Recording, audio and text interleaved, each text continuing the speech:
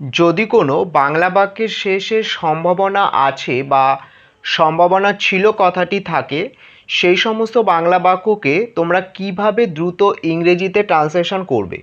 যেমন ধরো, বাংলা বাক্যগুলি যদি এই রকম হয়: আমার কাজটি করার সম্ভাবনা আছে, তার আজকে এখানে আসার সম্ভাবনা আছে, আজ বৃষ্টি হওয়ার সম্ভাবনা আছে, রহিমের স্কলারশিপ পাওয়ার সম্ভাবনা ছিল, আজ বৃষ্টি হওয়ার সম্ভাবনা ছিল। আমরা যদি একটু ভালো করে লক্ষ্য করে দেখি, তাহলে আমরা দেখতে পাবো প্রতিটি বাংলা বাক্যর শেষে সম্ভাবনা আছে বা সম্ভাবনা ছিল কথাটি আছে।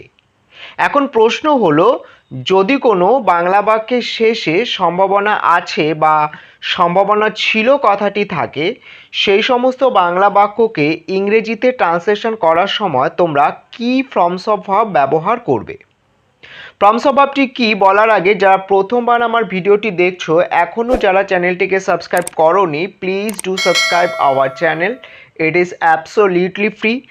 আর ভিডিওটি যদি তোমাদের ভালো লাগে, ভিডিওটি কিন্তু লাইক করতে ভুলো না। সিম্বল সম্ভাবনা আছে। Forms of verb am is are likely to plus V1 অর্থাৎ ভার্বের বেস ফর্ম। যদি কোনো বাংলা বাক্যের শেষে সম্ভাবনা আছে কথাটি থাকে, সেই সমস্ত বাংলা বাক্যকে ইংরেজিতে ট্রান্সলেশন করার সময় আমরা am is are likely to plus V1 এই ফর্মস অফ ভার্বটি ব্যবহার করব। যেমন, আমার কাজটি করার সম্ভাবনা আছে, I am likely to do the work. রামের A প্লাস পাওয়ার সম্ভাবনা আছে, Ram is likely to get A plus. আমার রাঙামাটি যাওয়ার সম্ভাবনা আছে, I am likely to go Rangamati. আজ বৃষ্টি হওয়ার সম্ভাবনা আছে, it is likely to rain today. এইবার আমরা যে সিম্বলটি শিখব সেটা হলো সিম্বল সম্ভাবনা ছিল। ফর্মস অফ ভার্ব কি? ওয়াজ অথবা wire likely to plus V1।